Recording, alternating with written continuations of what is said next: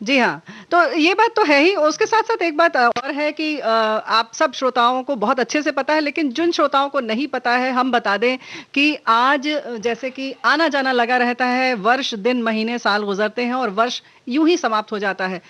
तो कुछ पल जो है वो रुकता नहीं है। तो ऐसे ही अमरकांत जी की जो सेवा का है, यानी कि विविध भारती और आकाशवाणी की सेवा का जो पल है, वो रुका नहीं और आज वो दिन आ गया कि आज आप सेवानिवृत्त हो रहे हैं। जी, आज जी। ये जो 2020 है जो जा हुँ, रहा है, साथ-साथ मुझे भी ले जा रहा है। सिर्फ़ इस नौकरी से। जी हाँ। लेकिन कोई बात नहीं, खुशी है, बहुत खुशी है इस बात की कि अपने 32 साल के सेवा काल में मुझे आप जैसे सुधी श्रोताओं का प्यार मिला, अपने तमाम सहकर्मियों का साथ मिला, अपनी अधिकारियों का स्नेह मिला, उनका साथ मिला, उन्होंने विश्वास किया मुझ पर। इसके लिए मैं बहुत-बहुत शुक्रगुज़ार हूँ अपने तमाम सुनने वालों का भी, अपने सहकर्मियों का भी और हमारी जो जी, मैडम जी, जी, जी, कहूँगा, जी, हमारे रेणु जी श्रोताओं जी, कहूँगा। जी, नहीं, नहीं, श्रोताओं का। और बड़ी अच्छी बात ये है कि 32 साल यानी एक दाँत के बराबर एक दिन। जी, तो पूरे बिल्कुल। 32 दाँत और 32 वर्ष पूरे हुए। बड़ी अच्छी बात है कि 31 दिसंबर को ये दिन हो रहा है और बड़ा ख़ास है 2020 और उसके बाद हम इंतज़ार कर रहे हैं 2021 का। तो जी, ये तो है ही, लेकिन उसके साथ-साथ आज हम बहुत सारी बातें करेंगे। लेकिन श्रोताओं से कुछ हमारे श्रोता जो है ना अमरकांत जी, जी, बहुत कुछ जानते हैं हम सब के बारे में और ख़ास तौर से आपके तो दीवाने हैं। तो हम श्रोताओं से एक प्रश्न पूछना चाहते हैं कि विविध भारती का पसंदीदा कार्यक्रम अमरकांत जी का कौन-सा है? आप ज़रा गेस करिए और ज़रा हमें बताइए। फ़ेसबुक पर अपने कमेंट्स लिखकर भेजिए। ठीक है? अच्छा वो तो ठीक है, हाँ। लेकिन अब दोस्तों एक बात है कि जैसे कहा कि ये साल जा रहा है, तो जब आप थोड़ा-सा साल तेज़ जाता है बोलिए अमरकांत जी। जब हाँ, साल जाता जी। है, तो उसे कोई लेने आता है। हुँ। जब कोई लेने आता है, तो क्या कहता है, वो हम गाने में सुन लें? हाँ, हाँ, ज़रूर, ज़रूर। हुँ।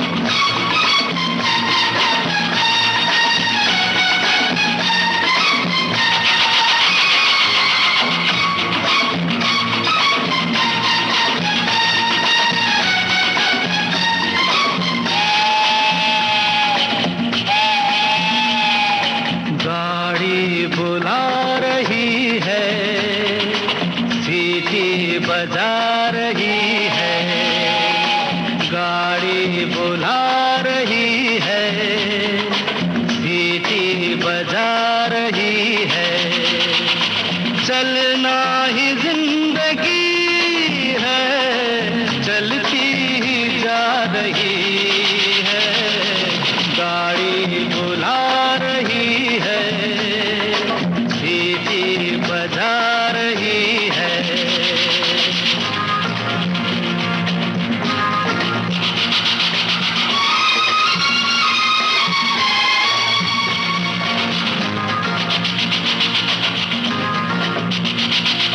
देखो वो रेल बच्चों का खेल, सीखो सबक जवानों, देखो वो रेल बच्चों का खेल, सीखो सबक जवानों, सर पे है बोझ, सीने में आग, लब पे धुआं है जानो, फिर भी ये गा रही है, नगमे सुना रही है, गाड़ी बुला रही है, सीटी बजा रही है।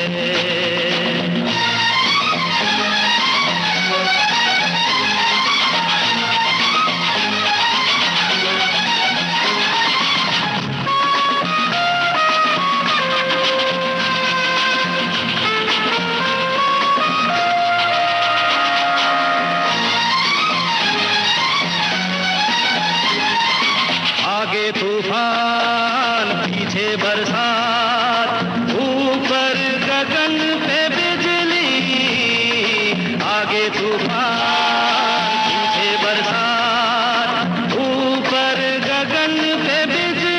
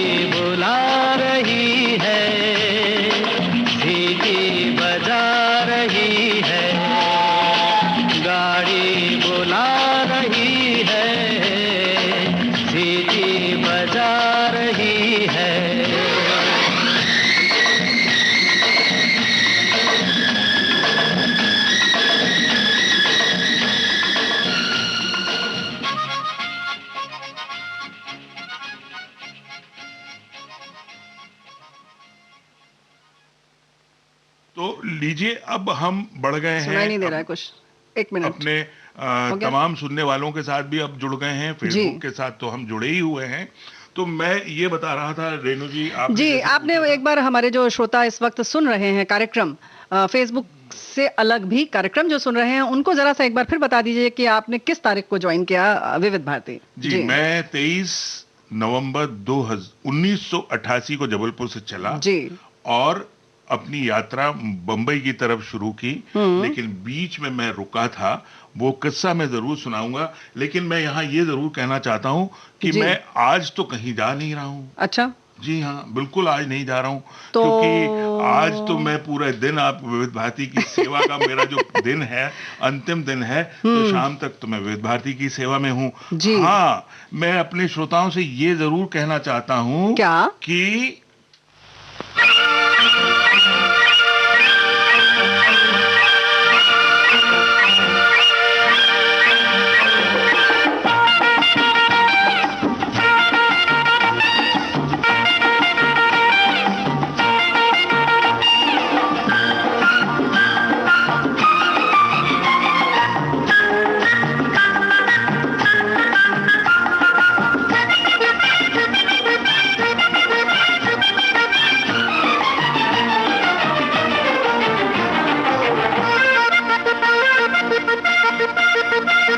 सवेरे वाली गाड़ी से चले जाएंगे, सवेरे वाली गाड़ी से चले जाएंगे, सवेरे वाली गाड़ी से चले जाएंगे, सवेरे वाली गाड़ी से चले जाएंगे। कुछ लेके जाएंगे और कुछ देख के जाएंगे, सवेरे वाली गाड़ी से चले जाएंगे, सवेरे वाली गाड़ी से चले जाएंगे।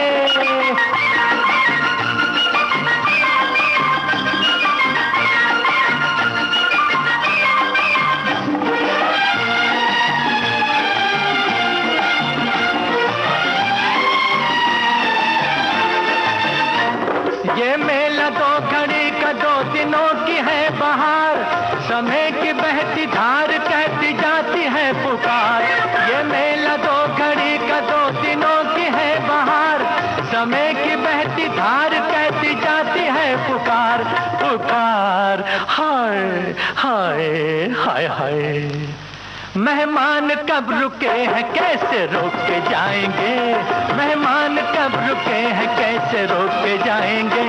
कुछ लेके जाएंगे और कुछ देख के जाएंगे, सवेरे वाली गाड़ी, सवेरे वाली, सवेरे वाली गाड़ी से चले जाएंगे, सवेरे वाली गाड़ी से चले जाएंगे।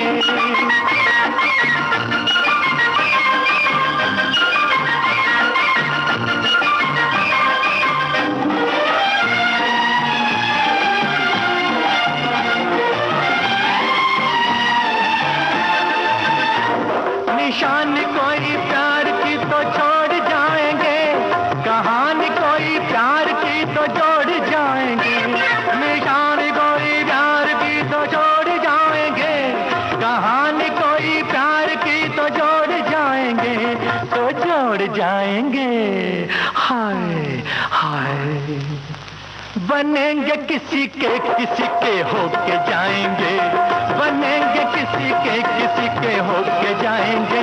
कुछ लेके जाएंगे और कुछ देख के जाएंगे, सवेरे वाली गाड़ी, सवेरे वाली, सवेरे वाली गाड़ी से चले जाएंगे, सवेरे वाली गाड़ी से चले जाएंगे। कुछ लेके जाएंगे, कुछ देख के जाएंगे, सवेरे वाली गाड़ी से चले जाएंगे। लीजिए, अब हम अपने रेडियो के श्रोताओं से भी जुड़ गए हैं, जी। फेसबुक पर तो जुड़े ही हुए हैं। और जैसा कि हमारे रेडियो के श्रोताओं को ये मालूम नहीं है कि मैं मुंबई आते समय बीच में शिरडी के लिए रुका था, जी, भगवान के दर्शन जी। किए साईं बाबा के, और फिर उसके बाद आके मैंने यहाँ आपने पे ज्वाइन किया और किस तरह से नौकरी शुरू की, और सभी के मन में कहीं ना कहीं एक रहती है कि किसी से उसकी आस्था जुड़ी होती है, कहीं श्रद्धा होती है, और उसको ये लगता है कि हम ऐसी जगह जाएं जहां से हमारी ये मन्नत पूरी हुई है, या हमारे मन की बात पूरी हुई है, हाँ, हाँ। या जो भी हमने जीवन में सपना देखा वो पूरा हुआ। जी। तो उसके लिए जाहिर है कि हम एक सहारा ढूंढते हैं, और कहीं ना कहीं कोई आस्था जुड़ी होती है और हम फिर उससे जुड़ जाते हैं। बिल्कुल। तो तो इस तरह की आस्था जो है जिससे जुड़ी है वो कृपया हमें बताएं। और फिलहाल एक बार याद कर लेते हैं शिरडी वाले साईं बाबा को। जी।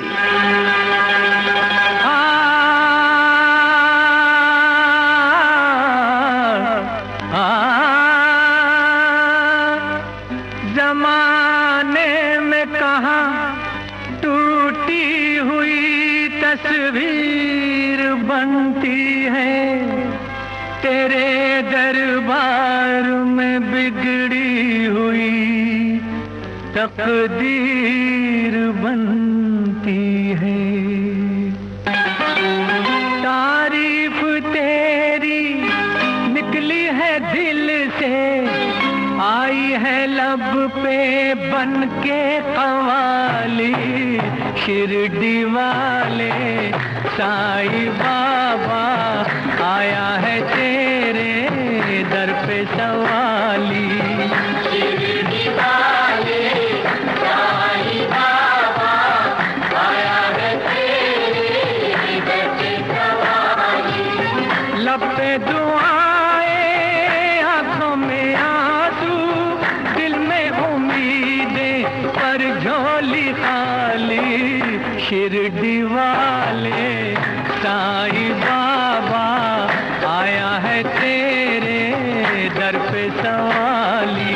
दर पे सवाली आया है, दर पे सवाली बाबा, शिरडी वाले साईं बाबा आया है तेरे दर पे सवाली।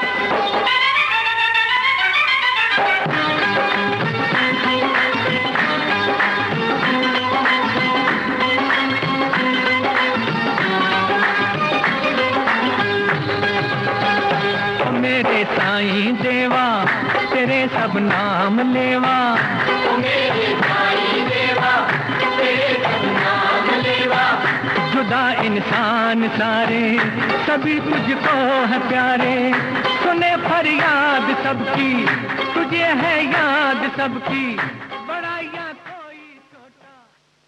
तो लीजिए हम अपने कैसे श्रोताओं से भी आपने, जुड़ गए हैं। जी हाँ, कि कैसे आपने घर की तलाश की, और जो चुनौती होती है मुंबई शहर की खास तौर से कि एक घर की तलाश हो, क्योंकि वाकई इतनी जनसंख्या है यहाँ पर, लोग इतने आते हैं और सबको अपने सपने पूरे करने होते हैं इस मुंबई नगरी में, तो जाहिर है कि मकान एक समस्या होती है।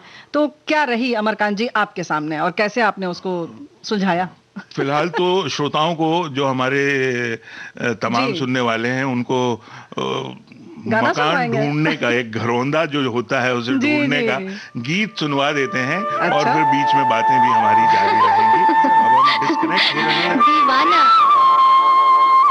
एक दीवाना शहर में, एक दीवाना नहीं, एक दीवानी भी। दो दीवाने शहर में,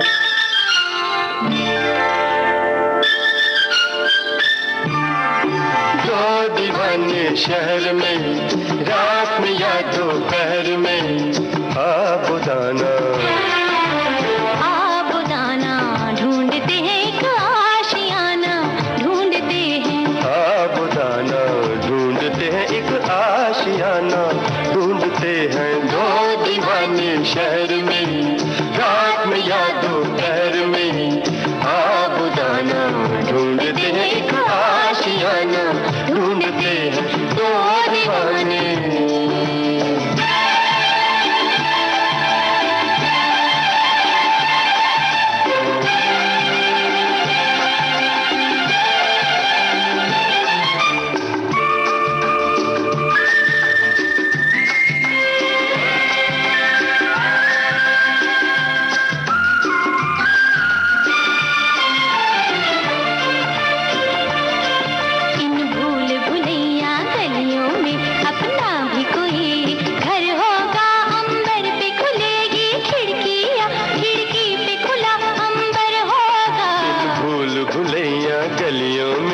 अपना भी कोई घर होगा।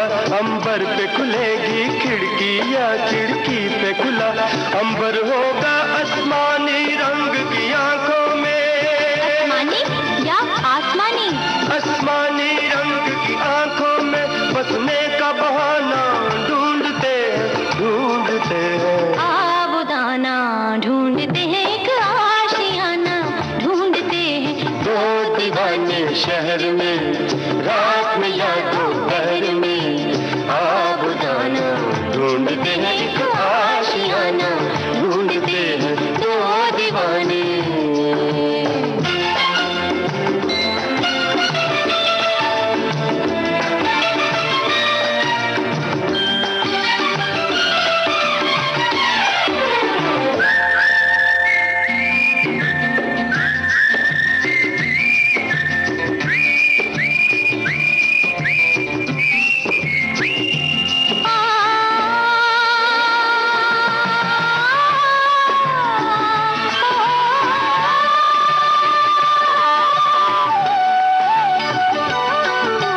तारे जमीन पर, तारे और जमीन पर, ऑफ कोर्स, जब तारे जमीन पर चलते हैं, आकाश जमीन हो जाता है। उस रात नहीं फिर घर जाता, वो चांद यहीं सो जाता है। जब तारे जमीन पर चलते हैं, आकाश जमीन हो जाता है। उस रात नहीं फिर घर जाता, वो चांद यहीं सो जाता है। पल भर के लिए, पल भर के लिए, पल भर के लिए और अब हम फेसबुक के हमारे श्रोताओं से जुड़े हुए हैं और साथ ही हम अपने हमारे जो रेडियो के श्रोताओं से भी जी जुड़ हाँ, गए हैं। जो हमारे श्रोता सुन रहे थे, हम बता दें कि अमरकांत जी जब मुंबई आए तो 18वीं मंजिल पर एक पेइंग गेस्ट के यहाँ रहते थे और बहुत बहुत मजेदार किस्से हैं। यानी कि वहाँ पर उस कमरे में 18 लोग रहते थे। एक कमरे में वहाँ पर मकान मालकिन, उनके बेटे बहू और एक नतनी रहती थी, नातिन 2 वर्ष की। तो यूं मिलाकर कह सकते हैं कि एक संयुक्त परिवार का पूरा मजा इन्होंने उठाया। और पलंग के अलग चार्जेस होते थे, जमीन पर सोने के अलग, और ये लग्जरी में जी रहे थे। 450 में फोन आने का, जब घर से फोन आता था तो 2 रुपए देते थे, और जब इनका फोन करना होता था तो 4 रुपए। भाई अब रेणु जी देखिए, हमारे जो श्रोता इस समय रेडियो पे हमें सुन रहे हैं, जी। उनको कितनी बातों से ये वंचित रह गए हैं। है ना? इसीलिए मैं अपने श्रोताओं से ये कहता हूं जी। कि भाई आप विविध भारती का फेसबुक पेज लाइक कीजिए, विविध भारती के फेसबुक पेज से जुड़े रहिए, फायदे ही फायदे जी। हैं, हमेशा फायदे रहेंगे। हजारों लोग विविध भारती के फेसबुक पेज से जुड़े हुए हैं, तो जी हाँ। आप अभी किसका इंतजार कर रहे हैं? आगे भी इस तरह के कार्यक्रम रेणु जी लेके आती रहेंगी, तो फिर आप कल हम एक वंचित नाटक रहेंगे। भी सजीव लेकर आ रहे हैं जी। 3:30 बजे, हाँ। 3:30 पर। तो यहाँ पे मैं ये कह रहा था रेणु जी कि एक सिंधी परिवार जो बड़ा सहृदय परिवार था जी। और बड़े बड़े दिलदार थे, वो कोलाबा में रहते थे। मैं नाम किसी का नहीं लूंगा। वो किसी मेरी एक सहयोगी थी, उनके जरिए उनसे मेरी पहचान हुई। जी। उनकी 2 छोटी बच्चियां थी, तो उनको मैं हिंदी ट्यूशन पढ़ाने के लिए उन्होंने मुझे रख लिया। पैसों की जरूरत भी होती थी मुझे, जी। तो मैं उनको पढ़ाता था शाम के टाइम जाके हिंदी, और साथ में दूसरी वो इस बहाने बैठ जाते थे बच्चे जी, पढ़ने जी। के लिए। 2 लड़कियां थी। उनको जब पता चला कि मैं इस कठिनाई में रहता हूं, तो उनका एक फ्लैट मलाड में था, ईस्ट मलाड वेस्ट में, जन कल्याण नगर में। तो वहां उन्होंने अपना फ्लैट मुझे चाबी दे दी, और बहुत ही नॉमिनल क्या बल्कि जो मेंटेनेंस आता था वही मुझे देना होता था, और वो किराए पे मुझे उन्होंने दे दिया। यूं कह सकते हैं कि निःशुल्क दिया। और ये बहुत निःशुल्क अच्छी, था, निःशुल्क। यानी कि जो पहले आपने संघर्ष किया या जो मजा उठाया था, वो उसका फिर आपने इत्मीनान से अकेले में रहने लगे आप। बिल्कुल अकेला रहने लगा। तो इस तरीके की बातें हम करते रहेंगे। और अब हम एक गीत की अब तरफ यहाँ बढ़ते पे हैं। ये गीत बिल्कुल परफेक्ट है जी। कि वक्त से पहले क्रिसमस से ज्यादा किसी को कुछ नहीं मिलता रेणु जी जी। बिल्कुल, ये बात बिल्कुल सही है।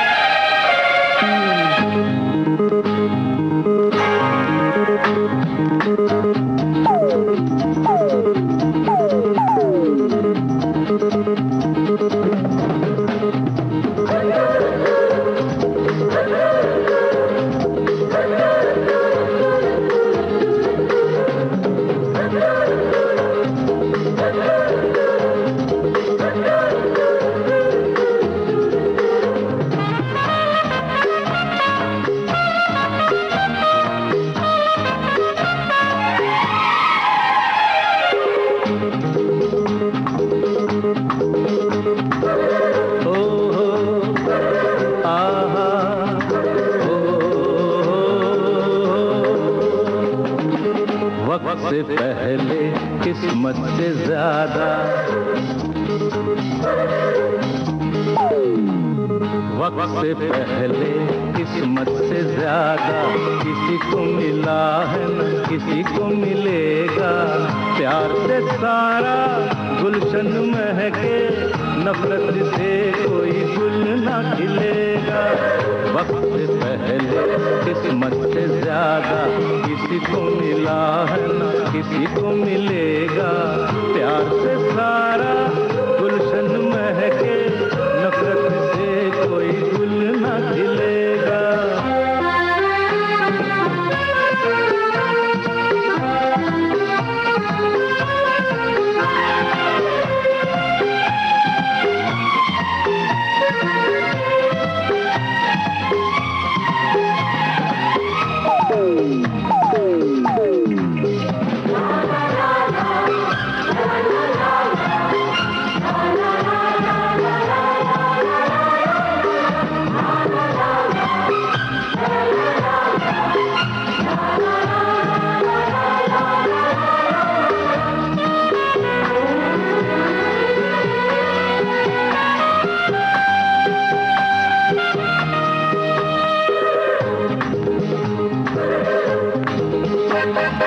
गम को हमने गीत बनाकर इस दुनिया का दिल बहलाया। गम को हमने गीत बनाकर इस दुनिया का दिल बहलाया। हंसते हंसाते जाने कैसे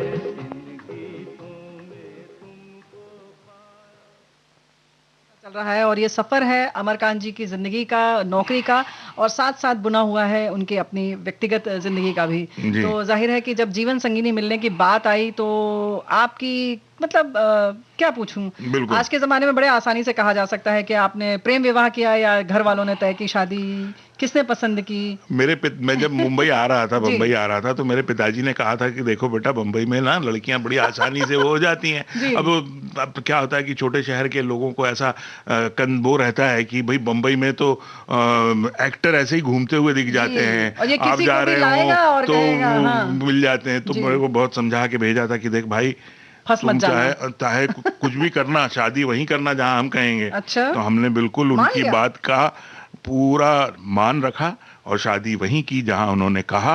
और शादी करने के बाद जब हम अपनी पत्नी को लेकर उस छोटे से घर में आए, तब पत्नी, अब भाई देखो, पत्नी भी जबलपुर से मुंबई आ रही थी, उसके बड़े सपने थे, बड़े ख्वाब थे, ऊंची इमारतें, बड़ा घर। क्या बात है। और जैसे मैंने बताया कि तनख्वाह थी 3500 और किराया, तनख्वाह थी 3600 और किराया था 3500। 100 रुपए बस बचते थे। तो जैसे तैसे जो वो जीवन था हमारा, हमने काटा। और उसके साथ अब ये गाना जो है बिल्कुल फिट लगता है मुझे। यहाँ लगता है सुना देना चाहिए।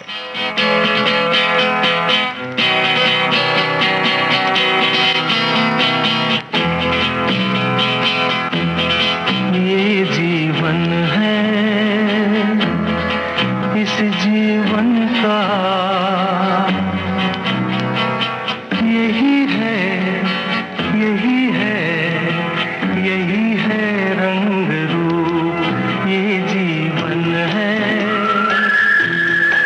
इस जीवन का यही है, यही है, यही है रंग रूप। थोड़े गम हैं, थोड़ी खुशियाँ, थोड़े गम हैं, थोड़ी खुशियाँ, यही है, यही है, यही है छाँव धूप। ये जीवन है।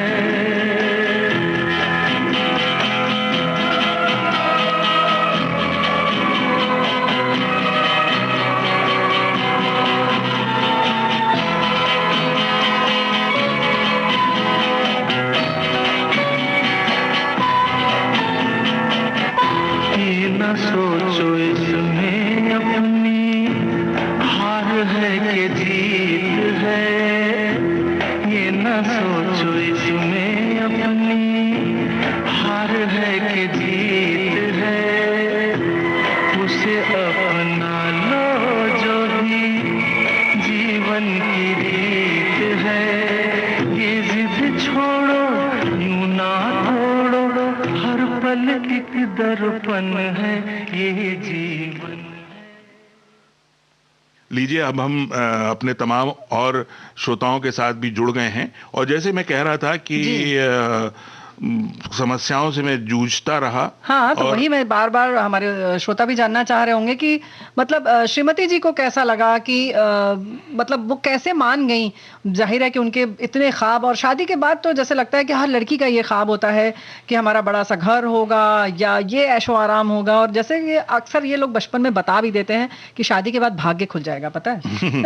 अब भाग्य किसका खुला, ये तो खैर हम आपस में समझते हैं। जाहिर है मेरा ही खुला भाग्य, क्योंकि पत्नी का भाग्य तो वो तो जो सपने देखकर आई थी वो तो इधर आके एकदम टम्बर से नीचे गिर गए। बड़े घर और इसका सपना वो तो यहाँ पूरा हुआ नहीं, आते ही बड़ा मायूसी हुई होगी। हालांकि कभी जाहिर नहीं किया पत्नी ने तो बस यही कहा जो ये गीत कह रहा है।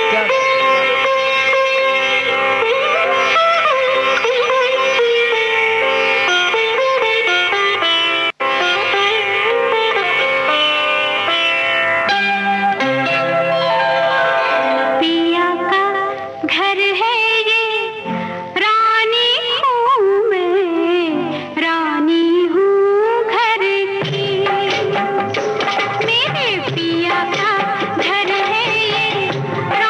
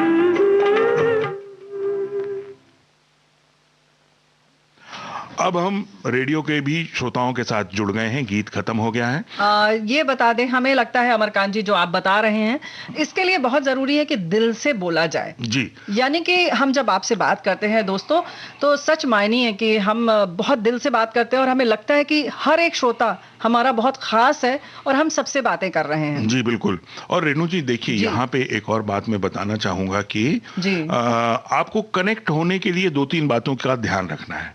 पहला तो जब आप बोल रहे हैं तब बनावटी तरीके से बिल्कुल नहीं बोलना है आपको। कई बार लोग जो होते हैं वो रेडियो में काम करते करते क्या होता है कि बेसमेंट में बैठ जाते हैं। वो बोलते समय उनको लगता है कि हमारी आवाज भारी होनी चाहिए, तो वो ऐसा कहते हैं कि आप सुन रहे हैं विविध भारती, देश की सुरीली धड़कन। इसकी क्या जरूरत है?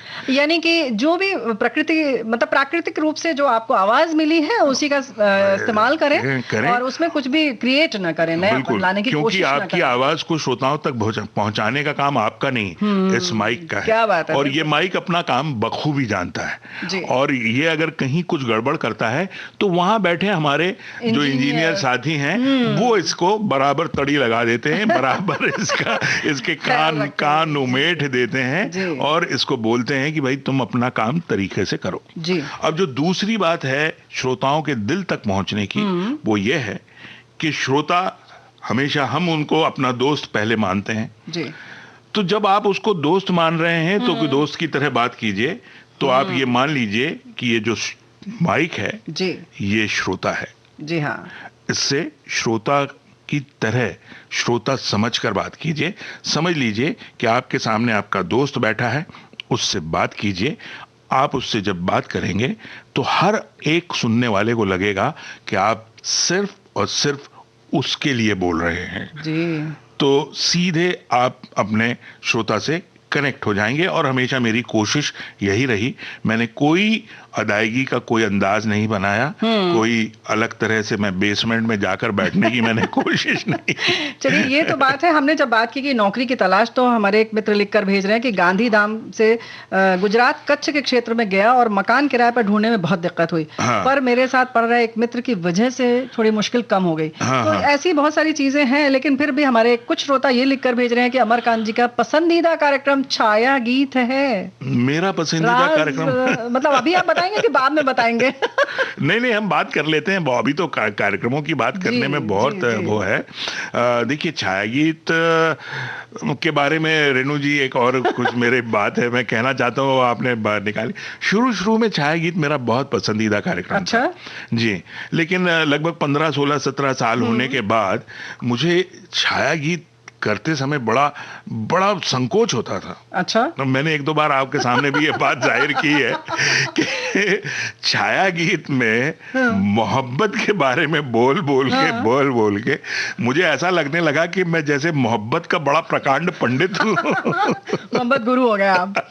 तो भाई ऐसा है कि आपको लगने लगा और आप बहुत असमंजस की स्थिति में होते थे। ये बात बिल्कुल सही है, लेकिन फिर भी आपका जो कार्यक्रम होता है वो लाजवाब होता है। क्यों श्रोता, हम बिल्कुल सही कह रहे हैं ना? तो कार्यक्रम तो हमेशा आपने जो भी किया दिल से किया और अभिव्यक्ति जो है आपकी बहुत सशक्त है, वहीं आपकी लेखनी भी बहुत सशक्त है। हम अगले गीत की ओर बढ़े।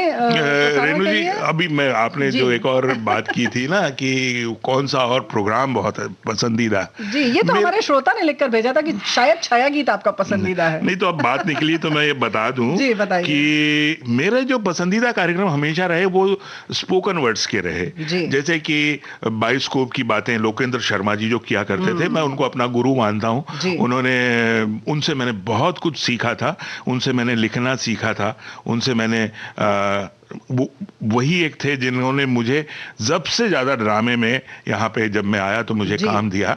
और तो स्पोकन वर्ड्स के जो प्रोग्राम थे, तो सब पहले जब मैं छोटा था, जब मैं विविध भारती सुना करता था, तो मैं सबसे ज्यादा चित्रध्वनि सुना करता था। जो 3 घंटे का फिल्म को 1 घंटे में एडिट करके सुनाया जाता था। जब मैं ये सुनता था ना रेणु जी छोटे में, तो कभी मैंने सोचा नहीं था कि एक वक्त ऐसा आएगा जब इस प्रोग्राम को मैं खुद एडिट करूंगा, बल्कि मैं पूना जाके फिल्म लाऊंगा, उसे सुनूंगा, एडिट करूंगा, 1 घंटे की बनाऊंगा और एयर पे जाएगी।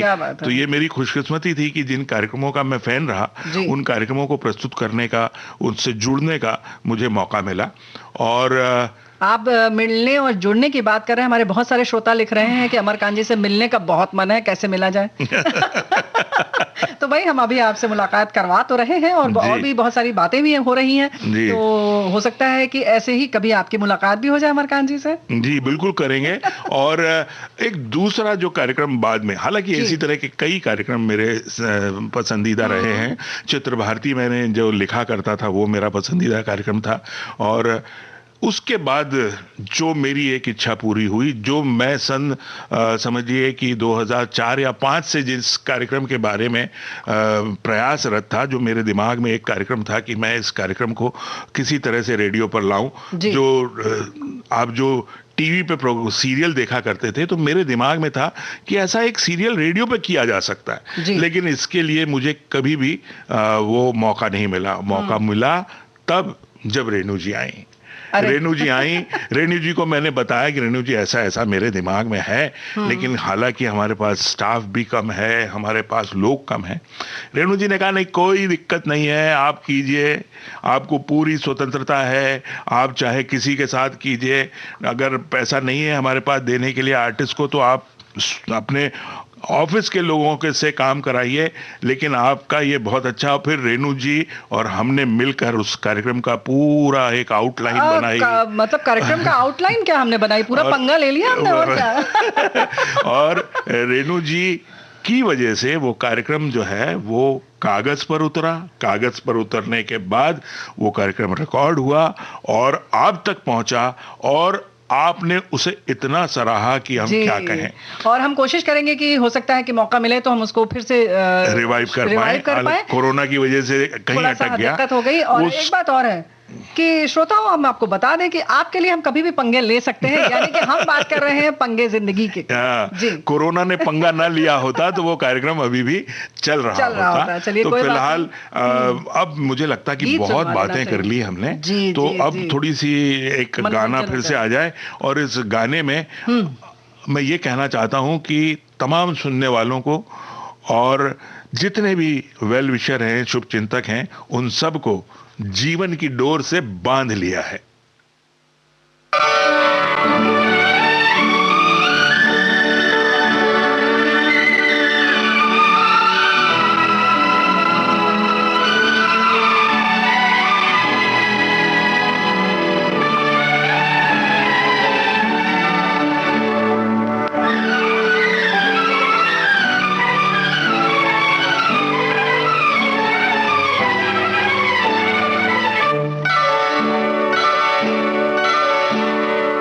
जीवन की डोर से बांध लिया है, बांध लिया है तेरे जुल्मों सितम सर आंखों पर। मैंने बदले में प्यार के प्यार दिया है, प्यार दिया है तेरी खुशियां और गम सर आंखों पर। तुझे जीवन की डोर से बांध लिया है, बांध लिया है तेरे जुल्म सितम सर आंखों पर।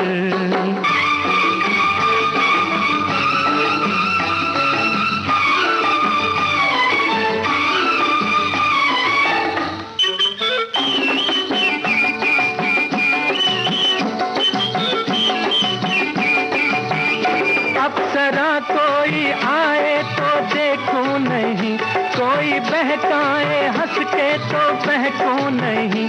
अप्सरा कोई आए तो देखूं नहीं, हो कोई बहकाए हंस के तो बहकूं नहीं। तोरे मतवारे नैनों ने जादू किया, हो तोरे मतवारे नैनों ने जादू किया। तेरी उल्फत सनम सर आंखों पर। मैंने बदले में प्यार के प्यार दिया है, प्यार दिया है तेरी खुशियां और गम सर आंखों पर।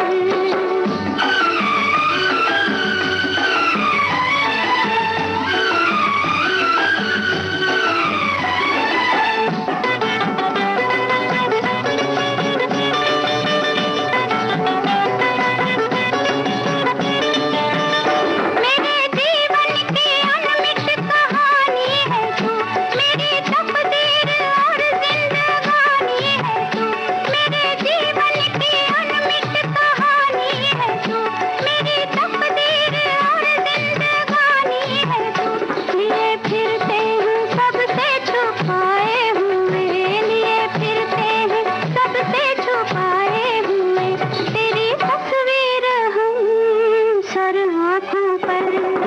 जीवन की डोर से बांध लिया है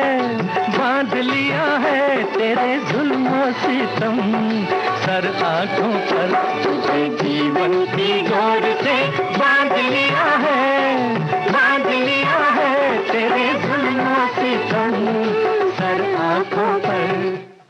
तो अब हम अपने श्रोताओं से भी जुड़ गए हैं और हम इनको ये बता दें कि जो एक रेडियो पे उद्घोषक सुन रहे के हैं, रूप में आपकी क्या चुनौती रही है, ये हम जानना चाह रहे हैं। श्रोताओं तो जी। बता रहे हैं अमरकांत जी। जी, वो ये बात है 1996-97 की, जब मैं मीरा रोड से चर्चगेट की नौकरी के लिए यानी जाता था। लगभग 45 से 50 किलोमीटर की 50 दूरी तय किलोमीटर। करते थे। जी, और सुबह का ट्रांसमिशन हो तो पहुंचना होता था, और आप तो जानती हैं मुंबई में जब बरसात हो तो क्या आलम होता है। जी। कई बार तो बरसात में फंस जाएं तो 2-2 दिन घर नहीं गए, जब ट्रेनें यानी कि बंद हो कार्यालय में गई। रुकना पड़ता है। बिल्कुल, यहाँ रुकते अच्छा। थे, और कपड़े नहीं होते थे, गीले हो जाते थे, तो जो ओढ़ने बिछाने के चादर होते थे वो चादर लपेट कर घूमते रहते थे हम ऑफिस में।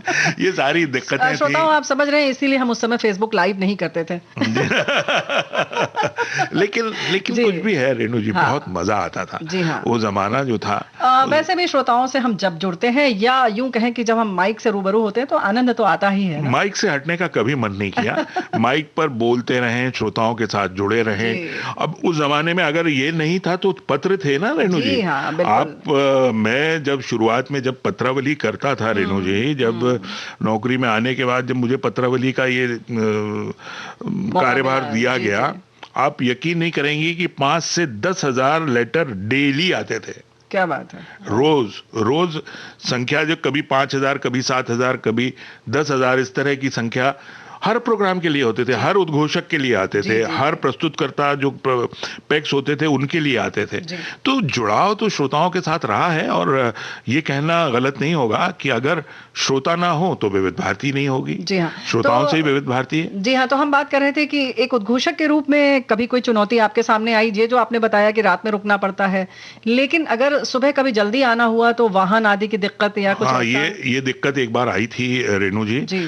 तब जबकि ये विविध भारती जो है यहाँ मीरा रोड बोरीवली में आ गया था, और हम मीरा रोड रहते थे, तब मैं स्कूटर से आया करता था। जी। तब भी यहाँ पे सुबह 6 बजे से पहले पहुंचना होता था, और एक दिन अलार्म बजा या नहीं बजा मुझे सुनाई नहीं दिया। अच्छा।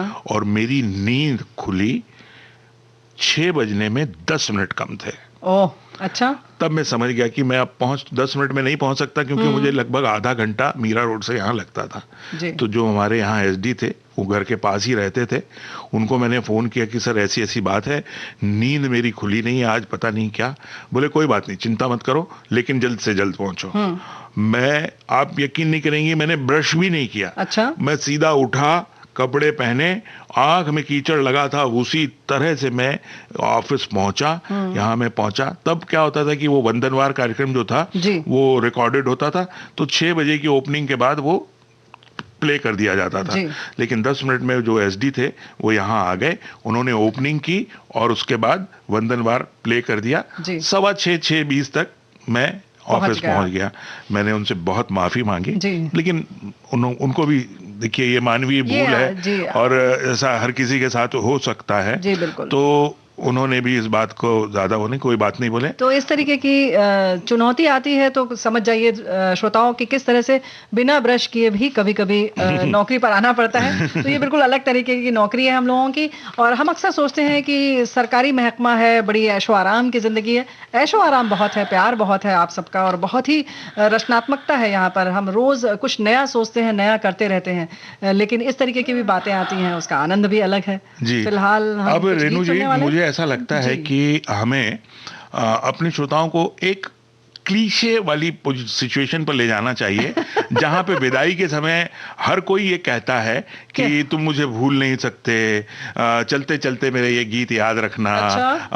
और या ये कहता है वो कि आज की मुलाकात बस इतनी। ये जो अनाउंसर का जो एक टोटका तरीका होता है ना, हाँ। उस टोटके को आजमाते हुए अच्छा? चलते हैं, क्योंकि गाना सचमुच बहुत अच्छा है, और हर अनाउंसर, हर प्रसारण कर्मी यही चाहेगा कि लोग उसे न भुलाएं। तुम मुझे यूं भुला न पाओगे, हाँ तुम मुझे यूं बुला न पाओगे, जब कभी भी सुनोगे गीत मेरे, संग संग तुम भी गुनगुनाओगे।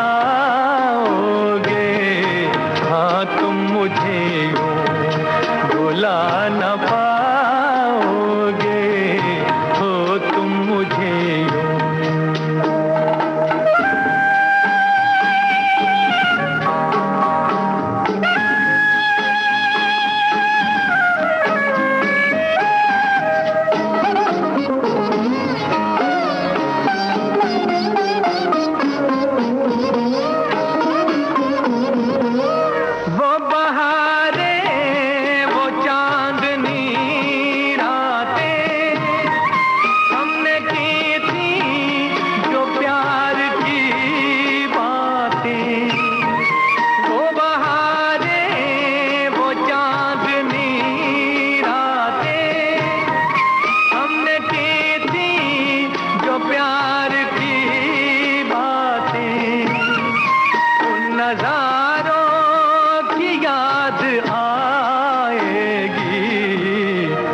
जब ख्यालों में मुझको लाओगे, हाँ तुम मुझे यूं बुला न पाओगे, हो तुम मुझे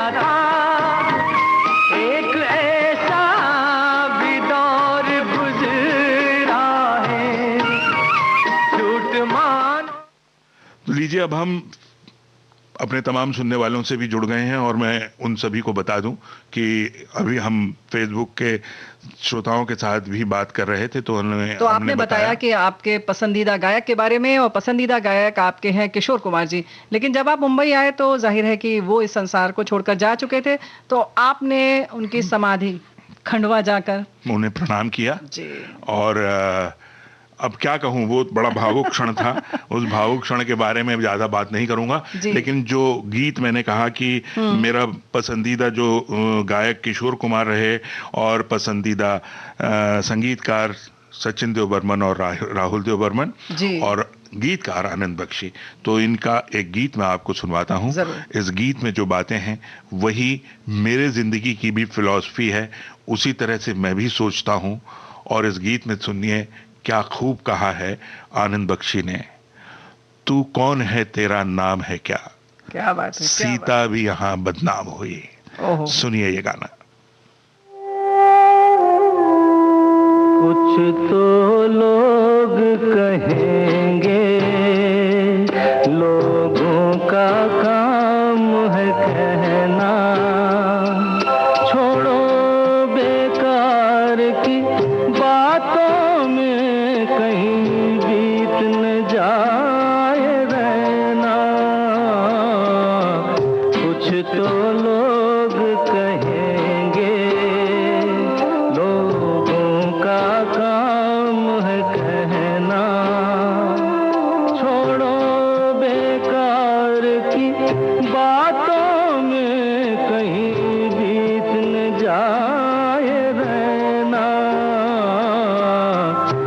कुछ तो लोग कहेंगे।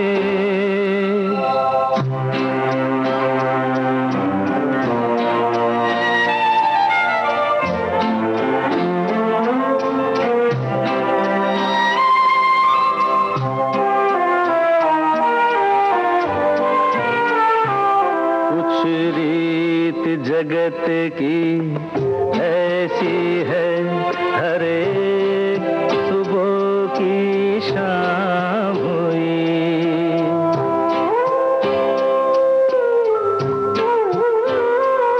कुछ रीत जगत की ऐसी है, हर एक सुबह की शाम हुई। तू कौन है, तेरा नाम है क्या? सीता सचिन जी भी हमारे साथ लगे हुए थे, तो ऐसे हमारी पूरी विविध भारती की टीम पूरे उत्साह के साथ श्रोताओं का इस्तकबाल कर रही है आज के इस खास कार्यक्रम के लिए। जी, अब रेणु जी, अभी इस समय हम फेसबुक से भी जुड़े हैं, अपने तमाम सुनने वालों के साथ भी जुड़े हुए हैं। अब यहाँ इस नोट पर जबकि हम आपसे विदा ले रहे हैं आज के इस प्रोग्राम के साथ, मेरी विविध भारती के साथ सेवाएं भी जो हैं वो पूरी होंगी। 5:20 पर मेरा सेवा काल समाप्त होगा, लेकिन मैं यहाँ यही कहना चाहता हूँ कि जिंदगी में जो भी मिले उसे स्वीकार कीजिए, खट्टा मीठा सब स्वीकार कीजिए। जो मिलता है वो मीठा लगता है, जो खो जाता है वो खट्टा लगता है, यही ये गीत कह रहा है। और इस गीत के साथ ही आज मैं अमरकांत दुबे आपसे विदा लेता हूं। फिलहाल फेसबुक के श्रोताओं के साथ कुछ पल और हम जुड़े रहेंगे।